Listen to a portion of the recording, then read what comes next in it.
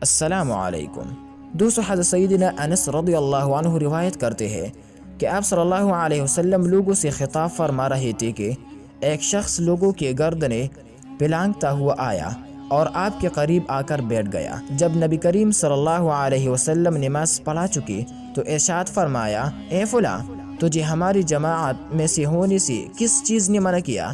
اس نے عرض کیا، یا رسول اللہ صلی اللہ علیہ وسلم، میں نے چاہا کہ میں اس جگہ بیٹھوں جو آپ کی نگاہ میں ہو۔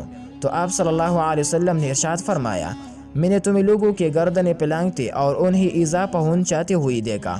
جس نے کسی مسلمان کو ایذا دی اس نے مجھے ایذا دی، اور جس نے مجھے ایذا دی اس نے اللہ کو ایذا دی۔ ایک اور حدیث پاک میں ہے دوستو، جس نے جمعہ کے دن لوگوں کے گردنیں پلانگے اس نے جہنم کی طرف پل بنایا۔